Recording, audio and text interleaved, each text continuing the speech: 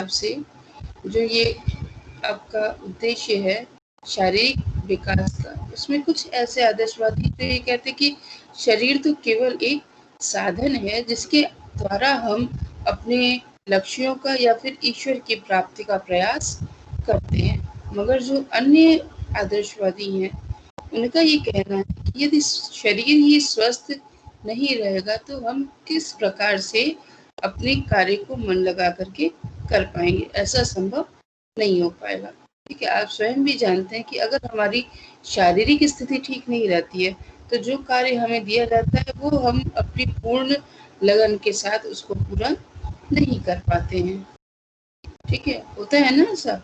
अगर मान लीजिए किसी भी तरीके से आपके सिर में दर्द है, आंख में दर्द है, या आपको कोई बहुत अधिक थक गए हैं, तो उस स्थिति में क्या होता है, आप सही तरीके से जो भी कार्य कर रहे हैं उसे संपादित नहीं कर पाते हैं। तो इन द सेम मैनर जो आदर्शवादी हैं उनमें से अधिकांश का ये मानना है कि शरीर के द्वारा ही हम विकास कर सकते हैं। ठीक है, तो शारीरिक विकास एक लक्ष्य हो गया और इसके लिए हम लोग यूज क्या क्या करते हैं, मेथड्स क्या होते हैं। जो विद्यालय होता है उसमें हम खेल कूद के लिए समय निर्धारित करते हैं। हर क्लास के हिसाब से, बच्चों की स्टेज के हिसाब से खेल कूद का समय निर्धारित किया जाता है और खेल कूद के द्वारा एक तो विकास होता है, बच्चे एक जगह बैठे बैठे लगातार उनका जो बॉडी होता है स्टैटिक हो जाता है, बिल्कुल स्थिर हो जाता है। तो दौड़ भाग करके उनका एक तो मनोरंजन होता है और दूसरे क्या होता है, वो अपने शरीर में ताजगी का भी अनुभव करते हैं और धीरे धीरे करके जब वो दौड़ भाग करते हैं तो उनके जो इंटरनल एनवायरनमेंट है और साथ ही साथ जो शारीरिक उनके विकास की गति है वो तेज हो जाती है। और इसके बाद बात आती है नैतिक विकास। नैतिक विकास में क्या है, नैतिक विकास में अच्छे अच्छे मूल्यों की जानकारी दी जाती है, जिससे व्यक्ति जब उन मूल्यों को जानता है, उन गुणों के बारे में सोचता है कि ये वर्च्यूज कैसे हैं, हम इनको अगर यूज करें तो हमारी लाइफ में क्या पॉजिटिव होगा और क्या नेगेटिव होगा। तो उसके बेसिस पर वो लोग क्या करते हैं, वो लोग ये देखते हैं कि किस प्रकार से हम अपने जीवन में नैतिक मूल्यों को जगह दे सकते हैं और उनके आधार पर वो आगे बढ़ने का प्रयास करते हैं। फिर आध्यात्मिक मूल्य जो है वो ईश्वर से जुड़े हुए हैं। जो भी आदर्शवाद की संकल्पना है उसमें ईश्वर को भी स्थान दिया गया है, जिसमें ये कहा गया कि भाई हम अपनी आत्मानुभूति करके आत्मा के द्वारा परमात्मा तक पहुंच सकते हैं। तो उसके लिए धर्म और अध्यात्म की बात कही गई। धर्म का अर्थ है धारण करना, जो अच्छे मूल्य हैं, जो अच्छे आदर्श हैं, उनको धारण करके व्यक्ति अपने जीवन के अंतिम लक्ष्य तक पहुंच सकता है। और साथ ही साथ आध्यात्म का अर्थ है विचारशील होना, अपने बारे में विचार करना और अन्य जो लोग हैं हमारे आसपास में उनके भी भले के लिए विचार करना। अब देखो विचार आता कहाँ से, विचार परिवेश से ही आता है। हम जैसे परिवेश में रहते हैं उसी के अनुरूप हमारे विचार भी बनते हैं। अगर हम किसी ऐसी जगह पर रह रहे हैं जहाँ पर कि जो एनवायरनमेंट है, जो आसपास के लोग हैं, वो अच्छे मूल्यों को लेकर के बहुत ज़्यादा परिचित नहीं है, तो वहाँ पर क्या होगा, वहाँ पर जिस प्रकार से हम दूसरों को करते हुए देखेंगे उसी प्रकार से स्वयं भी व्यवहार करने लगेंगे। और यदि हमारे आसपास में ऐसे लोग हैं जो अच्छी सोच रखते हैं तो हम उनके संपर्क में आएंगे और हमारा भी जो सोच और समझ का दायरा है, वे ऑफ थिंकिंग है, वो एक पॉजिटिव डायरेक्शन में जाएगा। उसमें कोई भी नेगेटिविटी नहीं आने पाएगी। लोगों की मदद करना, सत्य बोलना, किसी को तकलीफ ना पहुंचाना और हर परिस्थिति में स्वयं अपने कार्य को हमेशा उसमें शांत चित्त होकर के लगे रहना।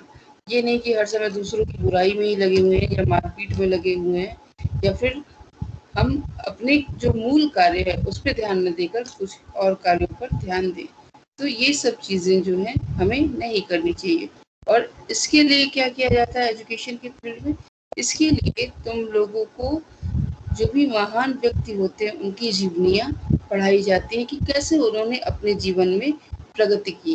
कई बार आप देखेंगे ऐसे नेता जो पहले बहुत ही गरीबी में रहे हों, जैसे अब्राहम लिंकन है, और जो आपके यहाँ महात्मा गांधी हैं जिनका पूरे विश्व में नाम जाना जाता है, तो वो अपने किस गुण के कारण पूरे विश्व में प्रसिद्ध हुए, किस प्रकार से उन्होंने संघर्ष किया और किस प्रकार से उन्होंने लोगों को अपने विचारों से प्रभावित किया। इन सभी चीज़ों को जब हम पढ़ते हैं, देखते हैं, समझते हैं, तब क्या होता है, तब हमारी भी समझ का दायरा बढ़ता है और हम भी उन्हीं में से जो चीज़ें हमें अच्छी लगती हैं, ऐसा नहीं है कि सारी चीज़ें, जो चीज़ें हमें ठीक लगे अपने तर्क की कसौटी पर, उसे हम क्या करते हैं, अपने जीवन में उतारते हैं। बहुत अधिक ये नहीं है कि आप जबरदस्ती करेंगे कि नहीं हम ऐसा करेंगे। आप पढ़ेंगे, आपके दिमाग को अगर कोई चीज़ अच्छी लगी तो आपका जो दिमाग है वो स्वयं क्या करता है, वो आपको इस बात के लिए प्रेरित करता है कि इन गुणों को आप जो आप अपने जीवन में उतारें। ठीक। और इसके बाद आ जाता है कि किस प्रकार से हम सामाजिक विकास करते हैं। जिस समाज में हम रहते हैं वहाँ के लोगों के लिए हम क्या कर सकते हैं या उनकी मदद हम कैसे कर सकते हैं, ये सारी चीज़ें हम तभी हमारे जानकारी में आ पाती हैं जब हम उन मूल्यों के बारे में पढ़ते हैं। आपके यहाँ का जो लोकतांत्रिक मॉडल है जिसमें जनता का शासन, जनता के लिए शासन और जनता के द्वारा शासन, तो यहाँ पर जब आप विद्यालय में देखिए तो वहाँ क्या है, एक तो आपको जो किताबें होती हैं उनके द्वारा ये बताया जाता है कि हाँ लोकतंत्र में कैसे कैसे कार्य होता है, और दूसरी चीज़ है कि जब आप विद्यालय में एंटर करते हैं बस उसी समय से आप समाज के एक नागरिक के रूप में कार्य करने लगते हैं। जितने भी लोग होते हैं वो जो विद्यार्थी होते हैं जब वो क्लास में जाते हैं तो वो क्लास के एक मेंबर के रूप में अपना योगदान करते हैं। वहाँ पर कोई भी अमीर हो या फिर गरीब हो, उस चीज़ का कोई अंतर नहीं रहता। और इसी के लिए आपके विद्यालय में एक यूनिफॉर्म का निर्धारण किया जाता है। अगर मान लीजिए यूनिफॉर्म नहीं होगी तो क्या होगा, जो व्यक्ति जो भी बच्चा विद्यालय में पढ़ने आएगा वो अपनी हैसियत के अनुसार, अपने सोशियो इकोनॉमिक स्टेटस के अनुरूप अपनी ड्रेसिंग करके आएगा। ठीक, अब इसमें क्या है, जो बहुत अमीर है वो अमीरों के स्टैंडर्ड के कपड़े पहनेगा, और जो उतना अमीर नहीं है वो क्या होगा, उसको दूसरों को देख करके इंफीरियरिटी कॉम्प्लेक्स आएगा। तो इन सब चीज़ों को प्रिवेंट करने के लिए क्या होता है कि विद्यालय में एक यूनिफॉर्म, यूनिफॉर्म मीन्स एक समान, तो यूनिफॉर्म का जब प्रोविज़न हो जाता है तब सब बच्चे यूनिफॉर्म पहन कर आते हैं, जिसके कारण कोई बड़ा या छोटा का भाव वहाँ पर नहीं रह जाता। वहाँ क्या काउंट करता है, वो केवल काउंट करता है कि व्यक्ति की योग्यता क्या है। ठीक है, तो आदर्शवाद भी इन सभी मूल्यों को बढ़ावा देने की बात करता है और इन सभी के माध्यम से व्यक्ति के विकास की बात करता है। तो हम लोग अभी प्रेजेंटेशन देखेंगे जिसमें कि इन मूल्यों की चर्चा की गई है। इतने में कोई और क्वेश्चन हो तो हम लोग कभी पूछ सकते हैं।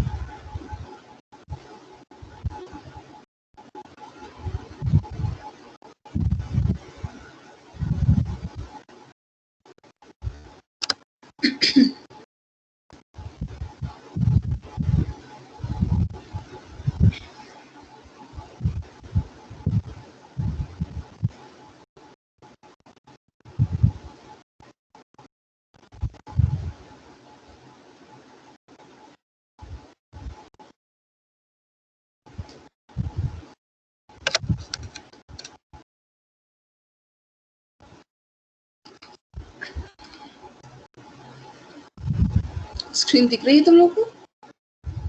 Yes ma'am. Yes ma'am. Okay, yes ma'am दिख रही है। Yes ma'am. ठीक, तो आदर्शवाद और शिक्षा के उद्देश्य, इसमें सबसे जो मेन है वो क्या है, इसमें अंतिम उद्देश्य आत्मानुभूति को माना गया है। आत्मानुभूति को इंग्लिश में सेल्फ रियलाइजेशन भी कहते हैं। तो रियलाइज द सेल्फ, जब हम अपने आप को जान लेते हैं तब हम अपने व्यक्तित्व को आदर्श व्यक्तित्व बना सकते हैं। अगर हम केवल दूसरों के बारे में बात करेंगे, हर समय अपने बारे में नहीं सोचेंगे, तो हम अपनी कमियों से परिचित नहीं हो पाएंगे। ठीक है, तो आदर्श व्यक्तित्व, एक परफेक्ट पर्सनालिटी बनाने के लिए क्या होता है कि हम अपने बॉडी और माइंड दोनों का ही प्रयोग करते हैं, जिससे कि हम अपना जो कैरेक्टर है, चरित्र, मॉरल और कल्चरल, ये सभी के सभी तरीके से विकास कर सकें। कैरेक्टर वाइज भी हम अच्छे बने, हमारे अंदर अच्छे मॉरल वैल्यूज हों, नैतिक मूल्य हों, और हम अपनी संस्कृति से भी परिचित हों। तो इन सभी के लिए जो आदर्शवाद है उसने उद्देश्य निर्धारित किए हैं। ठीक है, और इसके अंतर्गत भिन्न भिन्न शिक्षा शास्त्री कर्म, ज्ञान, भक्ति और योग इन पर बल देते हैं। ठीक है, what we do, what we know, what we worship and उसके साथ साथ योग, इन सभी पर लोगों ने बल दिया है। ठीक है, तो ये क्या है, ये आत्मानुभूति के उद्देश्य को प्राप्त करने के लिए जो लक्ष्य निर्धारित किए गए हैं वो हैं। ठीक है, अब इसमें देखिए सबसे पहला क्या है, शारीरिक विकास। जैसा कि हमने आपको पहले ही बताया कि जीवन की रक्षा करने के लिए स्वस्थ शरीर आवश्यक होता है, और अगर शरीर स्वस्थ नहीं है तो हम आध्यात्मिक रूप से भी, अगर मान लीजिए आप साधना करने के लिए बैठे, ठीक है, कोई भी काम करने के लिए बैठे, तो उस समय में अगर आपको कोई भी शारीरिक परेशानी है तो आप उस कार्य को सही तरीके से पूरा नहीं कर पाएंगे। ठीक है, अब इसमें देखिए प्लेटो, दयानंद सरस्वती, विवेकानंद, महात्मा गांधी, ये लोग ये चीज नहीं मानते हैं। वो ये कहते हैं कि जो शारीरिक शिक्षा है वो केवल एक सहायक उद्देश्य है, इसको हम मेन उद्देश्य नहीं मान सकते हैं। ठीक है, ये केवल एक सहायक उद्देश्य है, क्योंकि ये भी है कि इसके बिना हम अपने अंतिम उद्देश्य को प्राप्त नहीं कर सकते। ठीक है, तो शारीरिक शिक्षा का प्रयोग अंतिम उद्देश्य की प्राप्ति में साधन के रूप में किया जाता है, ना कि साध्य के रूप में। ऐसा ना हो कि आप शरीर की ही सेवा में इतना ज्यादा लग जाएं कि आप अन्य उद्देश्यों की प्राप्ति के ऊपर ध्यान ना दें। साधन रूप में तो ठीक है, अच्छी बात है कि आप अपने शरीर को स्वस्थ रखिए, उसकी देखभाल करिए, लेकिन ऐसा ना हो जाए कि आपके जितने भी कार्य व्यापार हैं वो सबके सब केवल और केवल शरीर को ही फोकस करके किए जाएं। ठीक है, अब इसमें देखिए शरीर जो है वो एक सिंबॉलिक शब्द है। अब आज अगर अभी आप टीवी का सिनेरियो देखें तो क्या होता है, बाल से लेके खाल तक हर चीज के लिए क्रीम और कई तरीके की कॉस्मेटिक्स उपलब्ध हैं।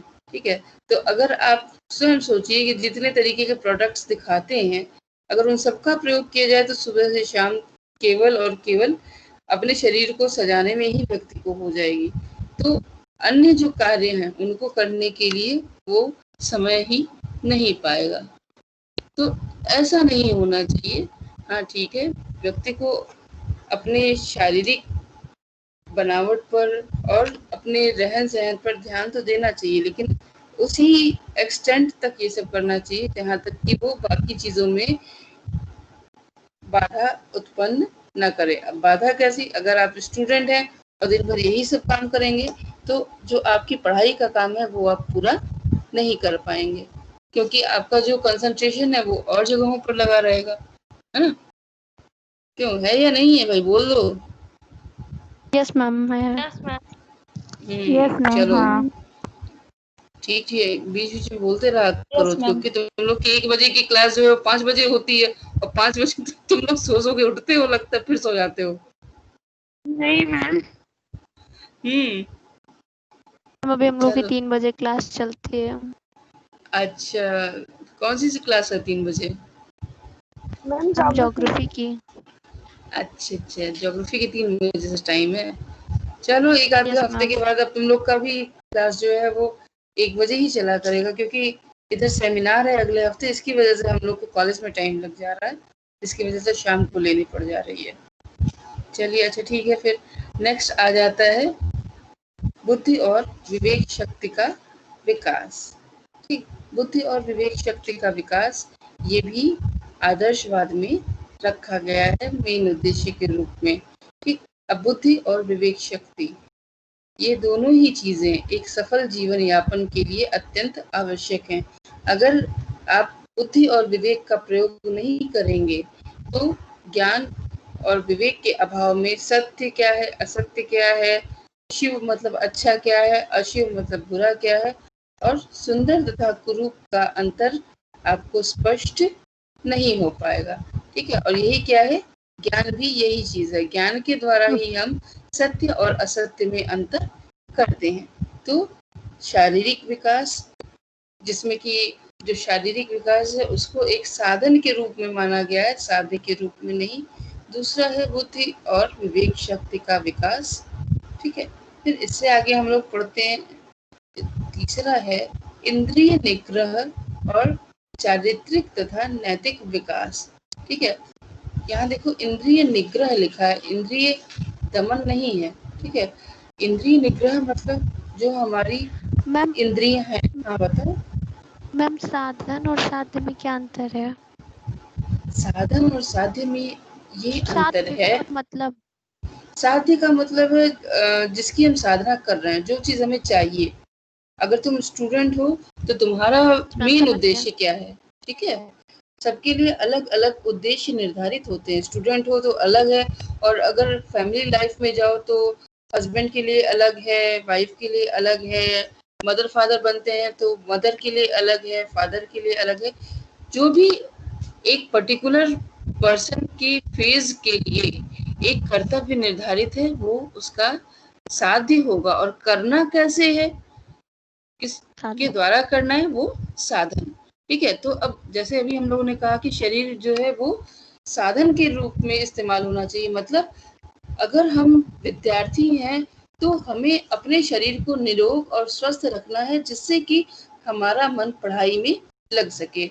आप देखिए, हमेशा ये कहा जाता है कि अपना जो खाना पीना है वो पौष्टिक रखिए, क्योंकि अगर आप अच्छी चीजें खाएंगे तो वो आपके दिमाग को और आपके शरीर को एक्टिव करेंगी, जिससे कि आप जो भी आपका लक्ष्य है, जो भी आपने निर्धारित किया है कि हमें ये बनना है, ठीक है, जो आप साध्य की बात करें, उसके लिए आप अच्छी तरह से साधना कर पाएंगे। और साधन उसमें क्या है, आपकी बुक्स हैं, अच्छी बुक्स पढ़िए, अच्छा भोजन कीजिए, सही से समय से उठिए, सही समय पर सोइए, ये सारी चीजें जो है वो आपके साधन के रूप में आएंगी। इसके बाद है इंद्रिय निग्रह। इंद्रिय निग्रह मतलब जो भी हमारी इंद्रियां हैं, कर्मेंद्रियां, ज्ञान इंद्रियां, जिनमें हमारे आंख नाक कान त्वचा ये सब आते हैं, तो हमें इनका उचित उपयोग करना चाहिए।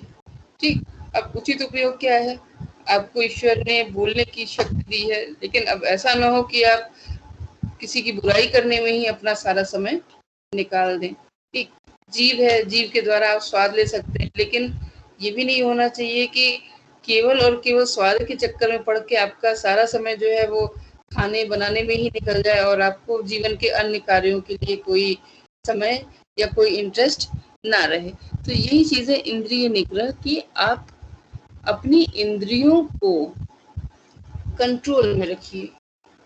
कंट्रोल इस तरीके से कि वो आपके अपने चरित्र और आपके अपने जो बेसिक आपकी क्षमताएं हैं, जो आप प्राप्त कर सकते हैं, उसके राह में कोई भी बाधा उत्पन्न ना करे। ठीक है, कभी कभी क्या होता है कि हमें कुछ चीजें अच्छी लगती हैं, जैसे एग्जाम है, लेकिन कोई अच्छी मूवी आ रही है तो मन दो तरफ हो जाता है कि इम्तिहान का भी पढ़ना है, और अगर मूवी आ रही तो उसको भी देखने का मन कर रहा है। अब इसमें हम डिसाइड करते हैं कि क्या करें। ठीक है, मान लीजिए पढ़ने बैठ गए, नहीं हमें पढ़ना ही है, लेकिन दिमाग जो है वो हमारा मूवी की तरफ ही लगा हुआ है। तो ऐसी स्थिति में न तो मूवी ही देख पाएंगे और न ही हम पढ़ाई कर पाएंगे। तो यही वाली बात है कि यहाँ पर कंट्रोल करने की जरूरत होती है।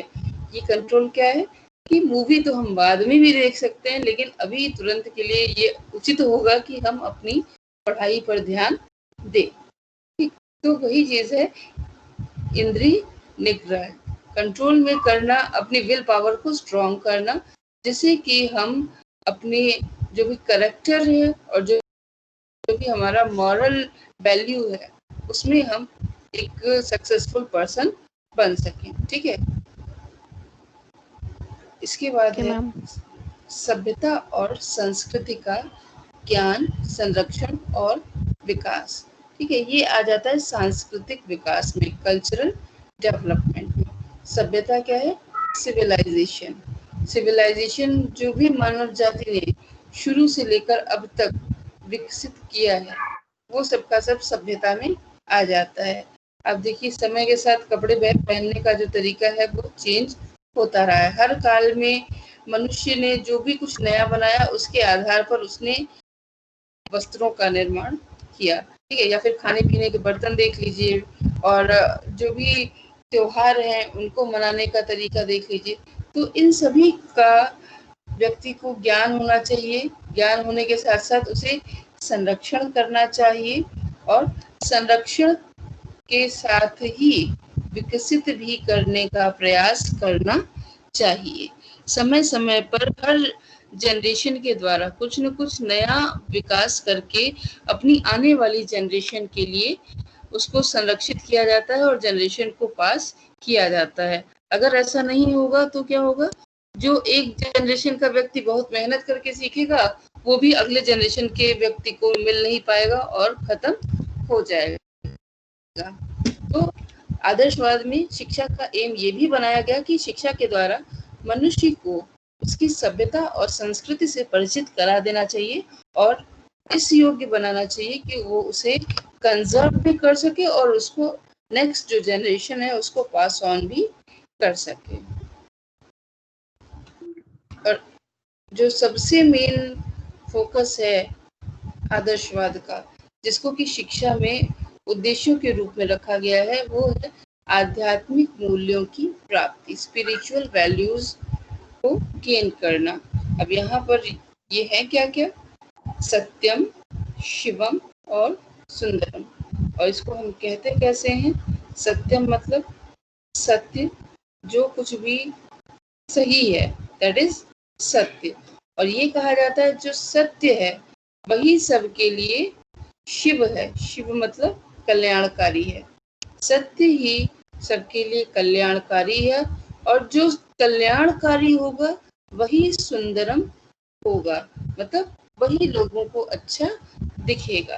आपको एक आसान से उदाहरण से ये चीज स्पष्ट हो जाएगी कि यदि मान लीजिए दो लोग हैं जिनमें से एक देखने में बहुत अच्छा है, बहुत स्मार्ट लग रहा है, आपको हैंडसम लग रहा है, और दूसरा ऐसा व्यक्ति है जो कि देखने में उतना इम्प्रेसिव नहीं है। अगर आप किसी ऐसी स्थिति में आ जाते हैं कि आपको मदद की जरूरत है, आप उन दोनों को कांटेक्ट करते हैं। ठीक है, अब आपकी स्थिति ऐसी है कि बिना उनकी मदद के आप कार्य नहीं कर सकते। तो ऐसी स्थिति में यदि मान लीजिए जो आपको फिजिकली देखने में अच्छा लगता था उसने आपकी बात को नहीं समझा और आपकी सहायता नहीं की, और दूसरा व्यक्ति जिसे आप एवरेज समझते थे या समझते थे कि नहीं ये उतना अच्छा नहीं होगा, उसने आपकी परेशानी को समझा और आपकी मदद की, तो फिर वहां क्या होगा?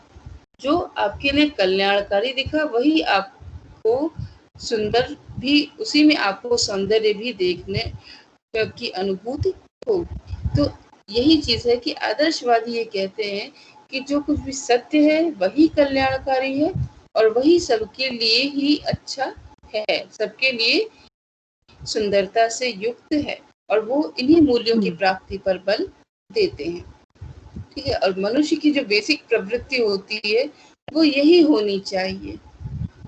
होनी चाहिए, ये जहाँ पर बात चाहिए पर आ जाती है वही हमको आदर्शवाद की तरफ लेकर के जाता है। क्यों? क्योंकि आदर्शवादी कहता है ये होना चाहिए, और मनुष्य होने के नाते हम उसको कितना गेन कर पाते हैं, हम कितना प्राप्त कर पाते हैं, ये चीज हमें पता चलती है हमें हमारी अपनी यात्रा के द्वारा। अब इसमें जो हमारा एजुकेशन है उसका रोल क्या होता है? वो हमें ये बता देता है कि क्या सही है और क्या गलत है। उसमें से चुनाव करने का कार्य आपका स्वयं का होता है। आपको सत्य और असत्य दोनों का ज्ञान तो शिक्षा की प्रक्रिया के द्वारा हो जाएगी, लेकिन उसमें से क्या चयन करना है वो आप स्वयं करते हैं। ठीक है, तो मनुष्य इसी प्रवृत्ति से अभ्यास करता करता अंत में चिर सत्य, चिर मतलब जो हमेशा सत्य बना रहे, चिर शिव और चिर सौंदर्य की खोज करता है, जिसके द्वारा वह आत्मा और परमात्मा तक पहुंचने में सफल होता है। ठीक है, और जो निरपेक्ष रूप है, मतलब जिसमें कोई मिलावट नहीं है, उस रूप में आत्मा और परमात्मा ही सत्य, शिव और सौंदर्य की प्राप्ति कर सकते हैं और अन्य कोई नहीं कर सकता। ठीक है, तो इसी के आधार पर जो हमने तुम्हें अभी तक बताया, पहला शारीरिक विकास करना, शरीर को स्वस्थ रखना, नैतिक मूल्यों की प्राप्ति करना, चारित्रिक मूल्यों की प्राप्ति करना, आध्यात्मिक मूल्यों की प्राप्ति करना, इन्हीं सब के आधार पर जो अन्य लोग हैं उन्होंने कुछ कॉन्सेप्ट दिए हैं। किसका अनम्यूट है, म्यूट करो सब।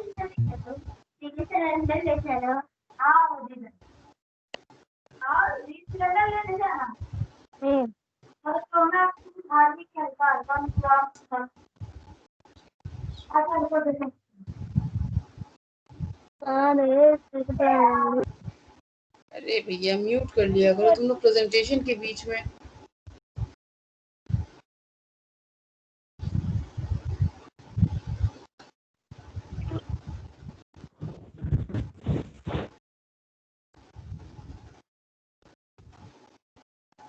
इसमें देखो रॉस ने क्या बताया इसके बारे में। उसने ये कहा कि आदर्शवाद के साथ विशेष रूप से संबंधित शिक्षा का उद्देश्य है आत्मानुभूति या आत्मा की सर्वोच्च शक्तियों को वास्तविक बनाना। ठीक है, और इसके लिए उसने कुछ स्टेप्स बताए। उसमें सबसे पहला था शारीरिक स्व। ठीक है, ये सबसे नीचे का स्तर है। उसने ये कहा कि शरीर से संबंधित जो भी आवश्यकताएं हैं वो पूरी होनी चाहिए। ठीक है, अगर आप भूखे प्यासे हैं, आपको नींद आ रही है, तो आप उस समय आत्मानुभूति के बारे में कुछ भी सोच नहीं पाएंगे। तो सबसे पहले शरीर की जो आवश्यकताएं हैं उनको पूर्ण होना चाहिए। फिर सामाजिक स्व। अब सामाजिक स्व क्या है? अपना शरीर स्वस्थ रहेगा तो फिर उसके बाद हम समाज में अन्य लोगों के जो कांटेक्ट में आते हैं उनसे हम किस प्रकार से बिहेव करते हैं, हम इस चीज को ध्यान देते हैं। जो हाँ बताओ मैम, जो पेज दिख रहा था अब दिख नहीं रहा है। अच्छा एक मिनट रुको।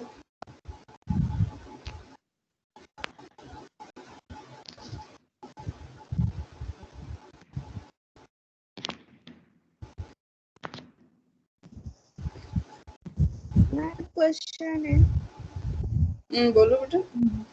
मैम, आत्मा की सर्वोच्च शक्ति क्या है? आत्मानुभूति करना, अपने आप को जानना।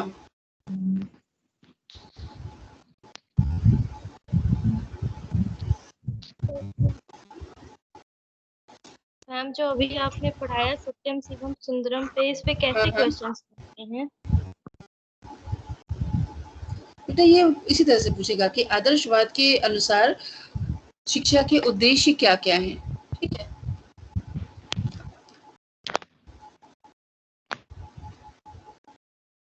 या फिर आदर्शवादी शिक्षा में किस प्रकार से उद्देश्यों का निर्धारण किया जाता है।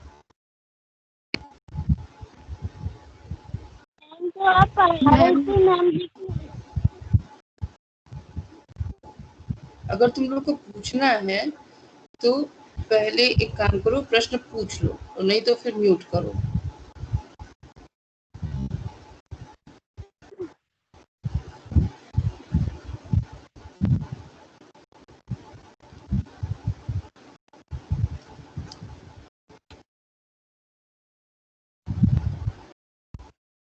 अब दिख रहा है?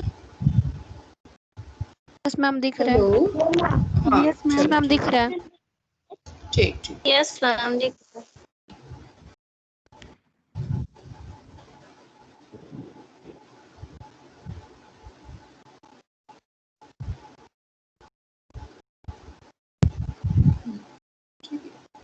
आ गया?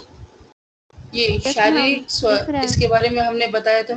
ठीक है, फिर सामाजिक स्व, और उसके बाद आ जाता है सामाजिक में हम समाज के व्यक्तियों के साथ कैसे काम करते हैं, ये हमें सिखाया जाता है। फिर बौद्धिक स्व, बौद्धिक मतलब बुद्धि का विकास करना, जिससे कि व्यक्ति जो है वो लाभ, हानि, प्रशंसा, निंदा, इन सब की चिंता नहीं करता और अपने आप में स्थित होकर के अपने कार्य को करता है और संतुष्टि प्राप्त करता है। उसे इस बात की चिंता नहीं रहती कि लोग क्या कहेंगे।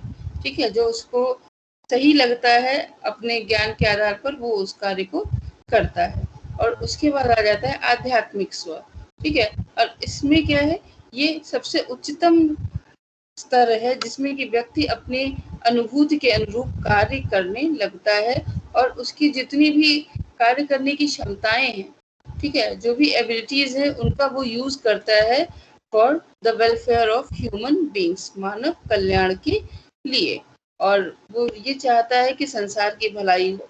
अब बहुत सारे ऐसे लोगों को देखते होंगे जो बहुत सारे ट्रस्ट बनाते हैं, धर्मशालाएं बनवाते हैं या फिर दान देते हैं, जिससे कि जो आपके संसार, ये इस प्रकार के भलाई के कार्य हैं, जैसे अनाथालय है, विद्यालय है, ये सब जो चलते हैं। तो जब व्यक्ति अपने पहले शारीरिक, फिर सामाजिक और उसके बाद वो बौद्धिक विकास कर लेता है, तो वो आध्यात्मिक स्टेज पर आ जाता है और उसको इन्हीं कार्यों में परम आनंद की अनुभूति होती है। अपने ही नहीं, दूसरों के भी लाभ के लिए वो कार्य करने का प्रयास करता है।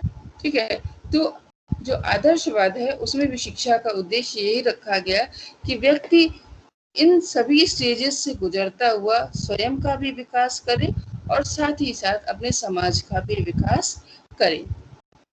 तो वो तो रॉस के अनुसार था। यहाँ रस्क की बात आ गई कि रस्क ने कहा कि आदर्शवादी शिक्षा का उद्देश्य व्यक्ति के व्यक्तित्व को ऊंचा उठाना या फिर गुणों से संपन्न करना होता है। अब ये गुण कौन कौन से होंगे, वही आपके सत्यम, शिवम और सुंदरम। और इसके बाद हेगल ने भी यही बात कही कि बच्चों को सार्वभौम सत्यों से शोभित कर देना चाहिए जो कि उन्हें दैवी गुण के समान प्रतीत होते हैं। ठीक है, डिवाइन एबिलिटीज उनमें आ जाती हैं, वो उन वर्च्यूज के द्वारा अपने आत्मा से परमात्मा की तरफ उन्मुख होते हैं। और उसके बाद कांट ने कहा शिक्षा का उद्देश्य व्यक्ति के मन में नैतिक व्यवहार का आधार बनाना है और उसको कर्तव्यशीलता का पाठ पढ़ाना है। कर्तव्यशीलता, the same thing, how we perform our duties, जो भी हमारी ड्यूटीज हैं। क्योंकि आप अधिकतर देखिए लोग ये तो बात करते हैं कि हमारे अधिकार क्या हैं, लेकिन ड्यूटीज के बारे में कोई भी बात नहीं करना चाहता। हर व्यक्ति ये कहेगा ये मेरा अधिकार है, मुझे मिलना चाहिए, लेकिन कोई भी अधिकार बिना आपके कर्तव्यों के नहीं होता। ठीक, तो ये जो एक चीज है कर्तव्यशीलता, इसको कांट ने बहुत महत्व दिया।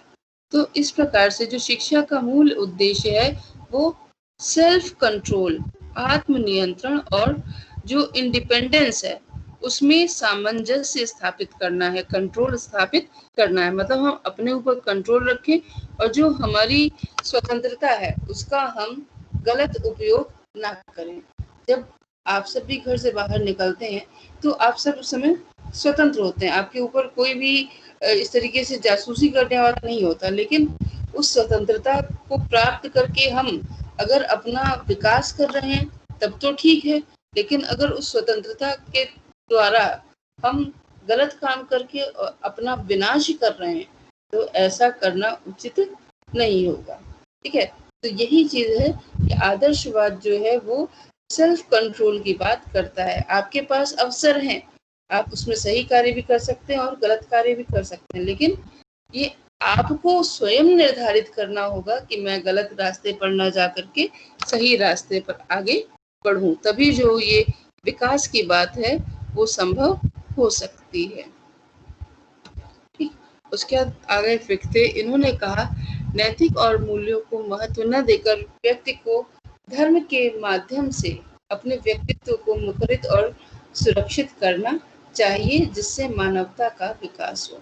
ठीक है। अब धर्म का मतलब ये नहीं कि आप जिस धर्म को मानते हैं उसको लेकर के कट्टर हो जाइए। जितने भी धर्म हैं वो सब के सब ये कहते हैं कि जो मानवता के बेसिक रूल्स हैं, हमें इंसानों को और हमें अपने आसपास के वातावरण को सबको सुरक्षित और संरक्षित रखने का प्रयास करना चाहिए, जिससे कि मानवता आगे बढ़ सके। ठीक। और उसी के साथ साथ पेस्टोलॉजी जो है, इन्होंने ये कहा कि मनुष्यता के संपूर्ण स्वरूप को अभिव्यक्त करने की प्रक्रिया ही शिक्षा है। मनुष्य के अंदर जो कुछ भी अच्छा है वो उसको शिक्षा के द्वारा अपने आसपास के लोगों तक पहुंचा सकता है। हॉर्न ने यह कहा कि शिक्षा का उद्देश्य मानव को अपनी प्रकृति, अपने साथियों और विश्व की अंतिम प्रकृति के साथ अनुकूलन कराने की क्षमता प्रदान करना है। और इसके बाद फ्रॉबेल का ये विचार था कि शिक्षा का उद्देश्य अनेकता में एकता का विकास करना होता है।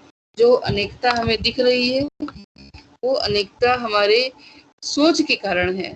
अगर हम सामान्य रूप में देखें तो अमीर हो, गरीब हो, कोई कैसा भी हो, काला हो, गोरा हो, लेकिन सभी मनुष्य अनेक दिखते हुए भी उनमें एक बेसिक एकता है, और वो ये है कि हम सभी मनुष्य हैं और हम सभी एक दूसरे से जुड़े हुए हैं।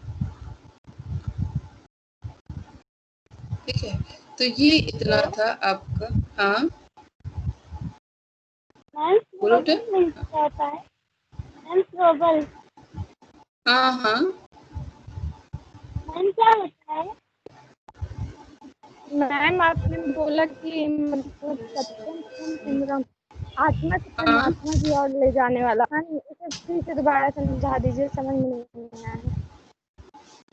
अच्छा देखो, हमने तुम्हें पिछले लेक्चर्स में भी बताया था और हम आज फिर से वही बात बता रहे हैं कि जो कुछ भी हमारे आसपास की परिस्थितियां होती हैं, ठीक है, उनके चलते हम जानते तो हैं कि सही क्या है, लेकिन हर बार हम सही का साथ नहीं दे पाते हैं। कई बार ऐसा भी होता है कि हमें ये लगता है कि अगर हमने सत्य बोला तो हम एक ऐसी परिस्थिति में फंस जाएंगे जिससे निकलना हमारे लिए मुश्किल होगा।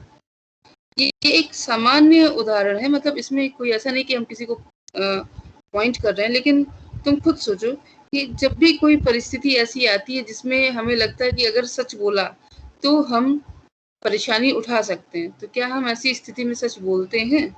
होता है ऐसा? No ma'am. तब हम बचने के लिए क्या करते हैं? सच छोड़ करके या फिर आधा सच बोल करके अपना काम चलाते हैं, है ना? तो वही चीज है कि अगर हम बेसिक रूप में देखें कि हमारी जो कार्य हैं वो सत्य पर ही चले हमेशा। देखो, सत्य पर चलने पे क्या होगा, हो सकता है तुरंत के लिए आपको नुकसान हो, लेकिन आगे के लिए आपको कभी ये नहीं सोचना पड़ेगा कि उस समय ये परिस्थिति आई थी तो हमने झूठ बोला था। तो उसमें क्या होगा, आपको अपने ऊपर कोई भी प्रेशर कभी भी फील नहीं होगा। और वही चीज कल्याण का कारण कब बनेगी, जब आप उस चीज के साथ हमेशा कंफर्टेबल रहेंगे। और सौंदर्य की बात जहाँ पर आती है वो क्या है, वो इस प्रकार से चीजों को देखना है जिससे कि उनमें कभी भी हमें कोई कमी दिखाई ना दे।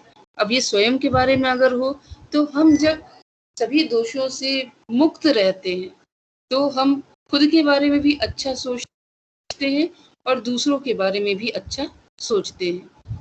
क्या थियरी में ही सही ऐसा होता है या नहीं होगा? अगर हम अपने बारे में अच्छा कॉन्सेप्ट रखेंगे तो दूसरों के भी बारे में हमें अच्छा ही समझ में आएगा। ठीक है, तो यही चीज है कि धीरे धीरे करके जो आत्मा है वो परमात्मा की तरफ या ईश्वर की तरफ हमें उसकी अनुभूति होती है कि हाँ, अगर हम अच्छा कार्य कर रहे हैं तो वो शक्ति भी हमारा साथ दे रही है। और अगर हम अपने ही व्यक्तित्व से परेशान हैं कि नहीं हम तो नहीं कर पाते, अगर हम दिन भर में 100 बार झूठ बोल लिए उसके बाद हम कहें कि हे ईश्वर मेरा साथ देना, तो हम उस चीज को स्वयं ही नहीं मान पाते कि हाँ ऐसी स्थिति में ईश्वर हमें हमारा साथ देगा। तो जब आप इस प्रकार की किसी भी बुराई से मुक्त होते हैं तो धीरे धीरे करके क्या होता है, आप अपनी जो प्योरिटी है, जो मैम बहुत शुद्धता, आवाज आ रही है, क्लियर आवाज बेटा नहीं आ रही है। देखो दिक्कत यही होती है ना, जैसे हम शेयर कराने लगते हैं तो वहां से म्यूट करने की दिक्कत हो जाती है। रुको, सभी इसलिए बार बार लोग कहते हैं कि म्यूट करिए, लेकिन म्यूट तो करता नहीं कोई।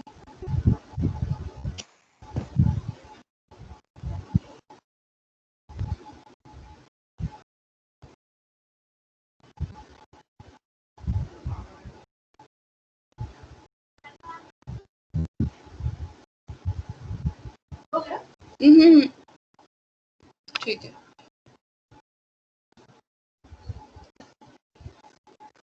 हाँ ठीक है, तो यही है आत्मा से परमात्मा की तरफ का जाने का रास्ता, कि आप अपने आप को जब स्वयं दोषों से मुक्त करते हैं तब क्या होता है, तब आप अपने बारे में भी अच्छा सोच पाते हैं और इसी प्रकार से आप ईश्वर की प्राप्ति की तरफ आगे बढ़ते हैं, जो कि आदर्शवाद के मूल्यों में से एक है।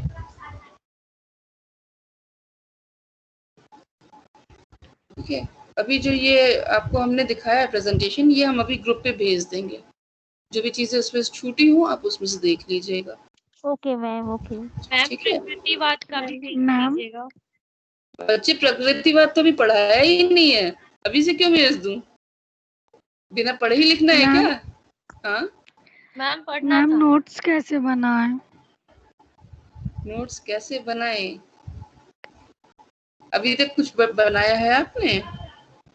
मैम समझ ही नहीं आ रहा मैम अभी कहाँ तक से तो स्टार्ट कुछ नहीं करना है। बनाए हैं। मैम कैसे अच्छा, बनाए, कहाँ से आपने स्टार्ट मैम करें, समझ नहीं आ रहा। मैम कोई टॉपिक मैम या मैम बताइए। कुछ स्टार्टिंग से बता दीजिए, मैम समझ नहीं आ रहा। अच्छा चलो एक काम करते हैं, हम तुम लोग को आउटलाइंस बना करके देंगे, ठीक है? अब यस आज तो नहीं मैम। कहते, लेकिन हाँ इन क्लास में मुझे फिर रिमाइंड कराना, फिर भी मैं उससे पहले पहले क्योंकि अगली क्लास आपकी बुधवार को ही है, जिस दिन सेमिनार है। तो हम एक आउटलाइन बना देंगे। फिलहाल तुम लोग के पास सिलेबस है कि नहीं है? बीएचयू का मैम सिलेबस? सिलेबस है मैम, बुक से बता सकते हैं मैम, लेकिन बता मैम क्या बना है वो नहीं समझ आ रहा। मैम बुक्स हैं। अच्छा चलो ठीक है, फिर हम उसका आउटलाइन बना करके देते हैं, उसमें उसके बाद जो नहीं समझ में आएगा वो पूछ लो, ठीक है? हाँ मैम, जैसे मैम टॉपिक दे देंगे तो मैम टॉपिक बुक से लिख सकते हैं। ठीक है, हम दे देंगे टॉपिक। चलो अभी ओके तो मैम। मीटिंग एंड करते हैं। Okay ma'am, thank you ma'am. Good evening ma'am, thank you. Thank you ma'am. Welcome thank you ma'am. Welcome.